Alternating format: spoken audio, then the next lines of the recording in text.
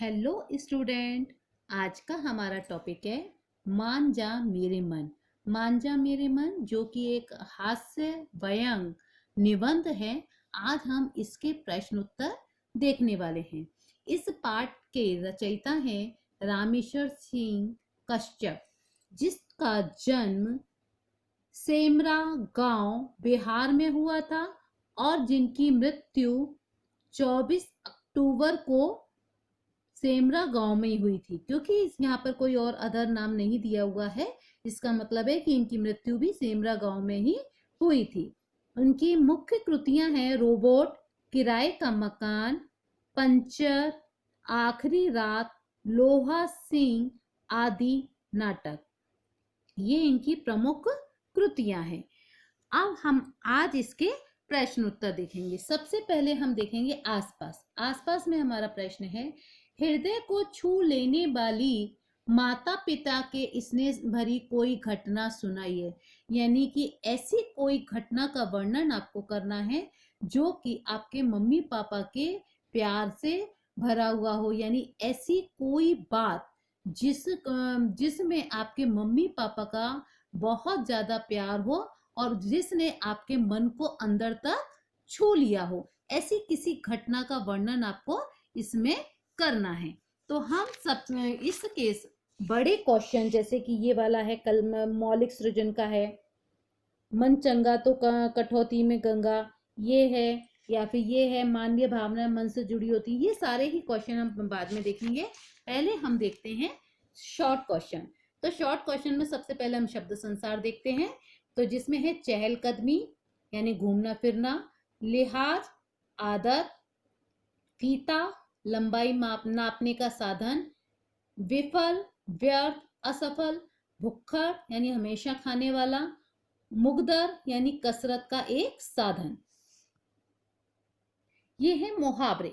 कन्नी काटना यानी बचकर छुपकर निकलना, तिल मिला उठना क्रोधित होना, सुर्खी कूटना अपना महत्व बढ़ाना, नाक भौं सिकोड़ना अरुचि अप्रसन्नता प्रकट करना, और टीस उठना दर्द का अनुभव होना। तो ये हो गए हमारे मुहावरे। अब इसके बाद है ये है कहावतें। आस्तीन के सांप यानी अपनों में छिपा शत्रु, एक मछली पूरे तालाब को गंदा कर देती है। मतलब एक दुर्गुणी व्यक्ति पूरे वातावरण को दूषित करता है। ये हमारी दो हो गई कहावतें। अब इसमें है सबसे पहला क्वेश्चन है पाठ के आगन में हम ये क्वेश्चन देखेंगे। तो पहला क्वेश्चन है हमारा यहाँ पर, सूची तैयार कीजिए। सूची तैयार करने में है हमारा पाठ में प्रयुक्त अंग्रेजी शब्द लिखने हैं। यानी ये ई जो लिखा हुआ है इंग्लिश का लिखा हुआ है, तो इसमें आपको शब्द अंग्रेजी के शब्द जो पाठ के अंदर आए हैं वो आपको लिखने हैं। जैसे कि machine, plate, bioscope, station, ticket, rickshaw, hotel, table, doctor, calendar, footpath. ये ऐसे शब्द हैं जो इंग्लिश के हैं और जो किताब अपनी इसमें निबंध में आए हैं। दूसरा प्रश्न है हमारा, संजाल पूर्ण कीजिए। लेखक ने सपने में देखा। तो लेखक ने सपने में क्या देखा? कुत्ते भौंक रहे हैं, वे मैदान में तेजी से दौड़ रहे हैं। वे मतलब यानी लेखक मैदान में तेजी से दौड़ रहे हैं, मुर्गे बांग दे रहे हैं और गाय रंभा रही है। ये चारों पॉइंट हो गए हमारे किसके? लेखक ने जो सपने में देखा उसके। फिर इसके बाद है हमारा भाषा बिंदु। भाषा बिंदु में रेखांकित शब्द से उपसर्ग और प्रत्यय अलग करके लिखिए। तो हमारा मूल शब्द हो गया साहस। ये एक एग्जाम्पल दिया हुआ है यहाँ पर। मूल शब्द है साहस और उपसर्ग हुआ दु और ई, यानी दुस्साहस, दुस्साहसी। तो दुस्साहसी ये हमारा शब्द बन गया। अब इसके बाद है हमारा समाज। हमने अ इसमें उपसर्ग जोड़ा, इक इसमें प्रत्यय जोड़ा, तो हमारा शब्द बन गया असामाजिक। अभिमान ये हमारा मूल शब्द हो गया। स्व हमारा उपसर्ग हो गया और ई हमारा प्रत्यय हो गया। तो स्वाभिमानी, मानी ये हमारा मूल शब्द हो गया, पूरा शब्द। चैन, चैन हमारा मूल शब्द है, वे हमारा उपसर्ग हो गया और ई हमारा प्रत्यय, तो हमारा शब्द बन गया बेचैनी। उपकार हमारा मूल शब्द हो गया, पर हमारा उपसर्ग हो गया और ई हमारा प्रत्यय हो गया, तो हमारा शब्द बन गया परोपकारी।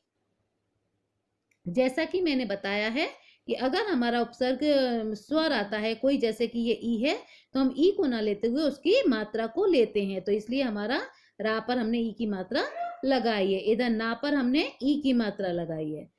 तो ऐसे ही यहाँ पर मानो मुझे अपमानित कर रहा हो, अपमानित में मान हमारा मूल शब्द है, अप हमारा उपसर्ग है और इत हमारा प्रत्यय है, तो हमारा शब्द बन जाता है अपमानित। ये हमारे शब्द हो गए जिनसे हमको उपसर्ग और प्रत्यय अलग करना था। अब जैसे कि ये जो हमारा शब्द है, मान जा मेरे मन, निबंध का आशय अपने शब्दों में प्रस्तुत कीजिए, ये सारे ही बड़े क्वेश्चन अब हम यहाँ पर देखेंगे। तो सबसे पहले हम देखेंगे मन की एकाग्रता के लिए आप क्या करते हैं, बताइए। मन की एकाग्रता के लिए हम क्या करते हैं, ये हमारा प्रश्न है पाठ से आगे का, कि मन की एकाग्रता के लिए आप क्या करते हैं बताइए। तो ये हमारा उत्तर है, स्वस्थ शरीर में ही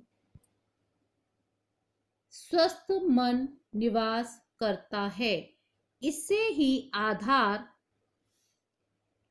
मानकर मैं प्रतिदिन अपनी दिनचर्या में अनुशासन का पालन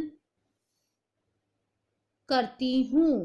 मैं प्रतिदिन रात को जल्दी सोती हूँ और सुबह जल्दी उठती हूँ। मन की एकाग्रता बनाने व बढ़ाने के लिए मैं प्रतिदिन सुबह 15 से 20 मिनट तक योगाभ्यास करती हूँ। योगाभ्यास करती हूँ। आंखें बंद करके अनुलोम विलोम की क्रिया करते समय उस पर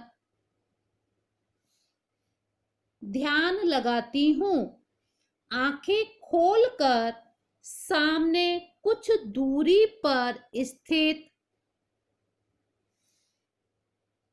उद्दीपक चिन्ह या वस्तु अथवा मोमबत्ती की लौ। उद्दीपक किसको बोलते हैं, चिन्ह, कोई चिन्ह रख लिया या वस्तु रख ली या फिर मोमबत्ती की लौ, इसको उद्दीपक बोलते हैं, को लगातार कुछ देर तक देखती हूँ। दोपहर और रात्रि के भोजन के बाद कुछ समय टहलने के बाद एक जगह स्थिर होकर आंखें मूंद कर यानी बंद करके ध्यान लगाती हूँ। मन की एकाग्रता बढ़ाने के लिए दिन भर में जब भी समय मिलता है मैं चिंतन मनन भी करती हूँ। तो ये हमारा प्रश्न का उत्तर हो गया। किसके, कौन से प्रश्न का, मन की एकाग्रता के लिए आप क्या करते हैं, इसका। अब मौलिक सृजन का जो प्रश्न है, मन चंगा तो कठौती में गंगा, इस उक्ति पर कविता विचार लिखिए। उत्तर, मन जब खुश होता है तब दुख में भी सुख का अनुभव होता है और जब उदास होता है तब सुख में भी दुख का अनुभव होने लगता है। अर्थात मन शुद्ध होने पर सब कुछ शुद्ध दिखाई देने लगता है। उदाहरण के रूप में दो व्यक्ति एक ही मंदिर में जाते हैं। एक मैले कुचैले फटे कपड़े पहने हुए होता है और दूसरा साफ सुथरे नए वस्त्रों व आभूषणों से सज धज कर जाता है। एक को ईश्वर का वास्तविक दर्शन, अनुभूति व आनंद प्राप्त हो जाता है और दूसरा विषादग्रस्त हो खाली हाथ लौट आता है। इसका कारण यही है कि एक मानसिक रूप से शुद्ध होता है, दूसरा शारीरिक रूप से शुद्ध होता है। आंतरिक शुद्धता मन की पवित्रता और ईश्वर भक्ति में लीन होने के कारण एक को ईश्वर दर्शन हो जाता है, वहीं मन की अशुद्धता व अपवित्रता के कारण दूसरे को ईश्वर की अनुभूति भी नहीं हो पाती। अतः यदि मन स्वस्थ है अथवा पवित्र है तो घर भी गंगा रूपी तीर्थ स्थल लगने लगता है। कठौती यानी मिट्टी या लकड़ी का बना बर्तन में रखा जल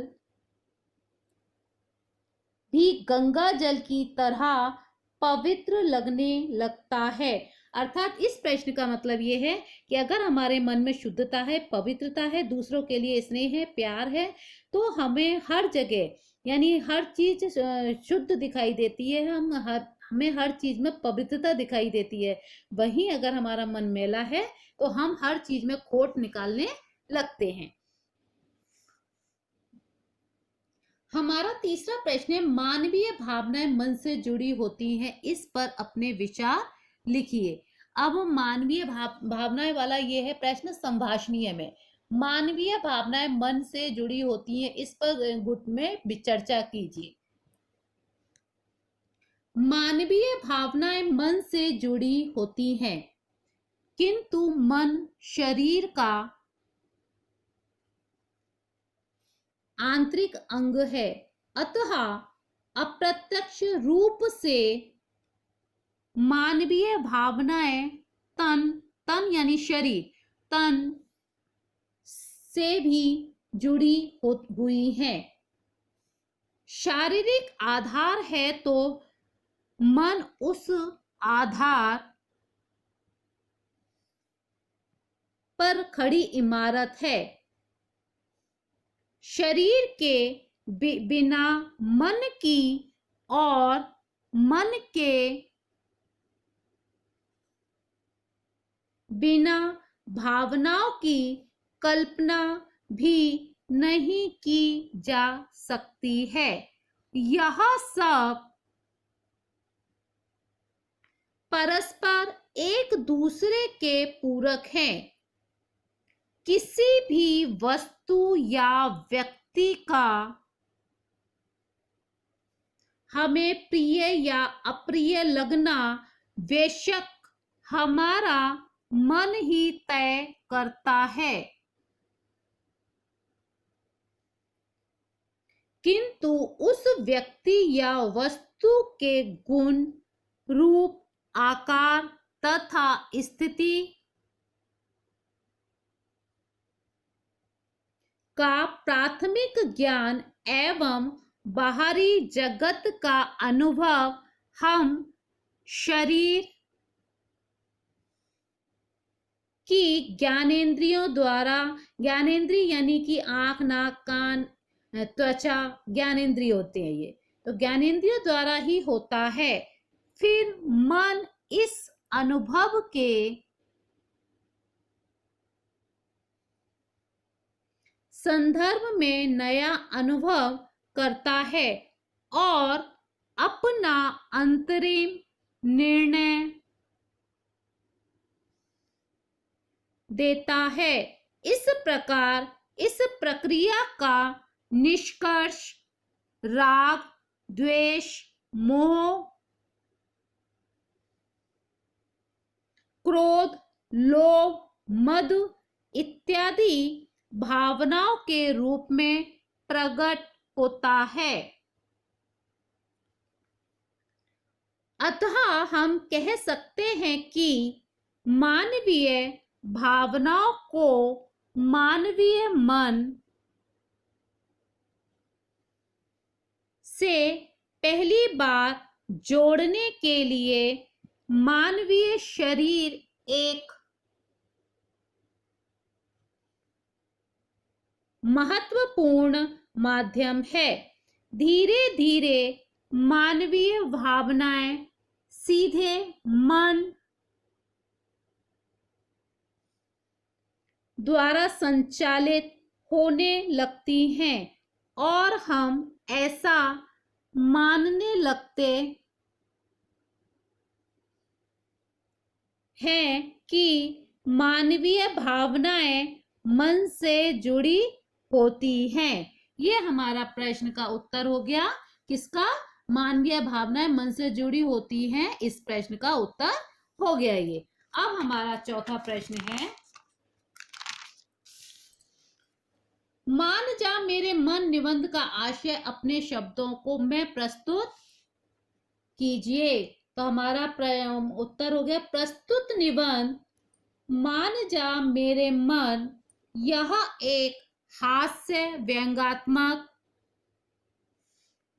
निबंध है। इस निबंध के माध्यम से लेखक ने मन के अनियंत्रित हो जाने पर उससे होने वाले दुष्परिणाम की ओर संकेत किया है। मोटापा की समस्या को आधार बनाकर लेखक ने मन पर मनुष्य के नियंत्रण की असमर्थता व्यक्त की है। इस निबंध का आशय यह है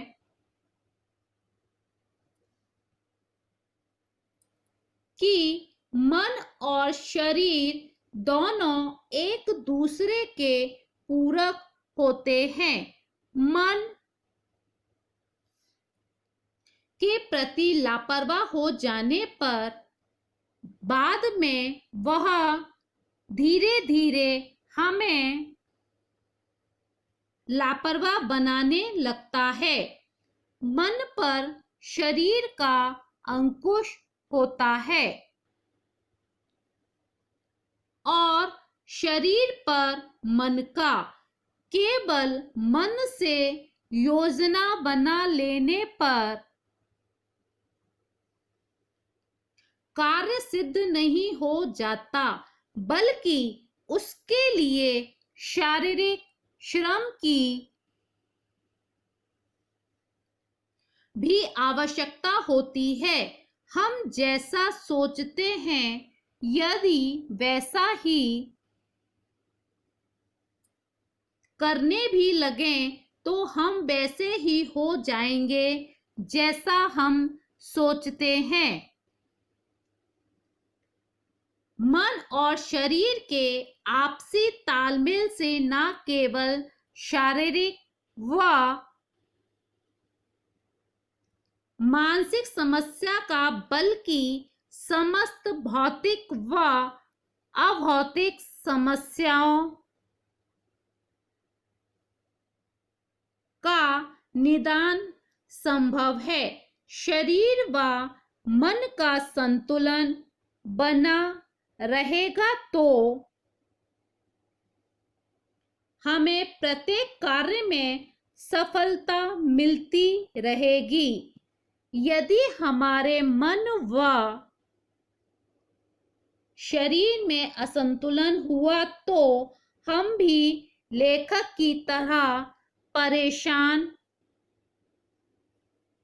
हो सकते हैं और अपने मन से निरर्थक गुहार लगाते फिरेंगे। गुहार का मतलब होता है विनती करना। गुहार लगाते फिरेंगे, मान जा मेरे मन। तो ये आंसर हो गया आपका किसका? मान जा मेरे मन निबंध का जो आशय है, मतलब है, अर्थ है उसका। तो ये हमारा उत्तर हो गया।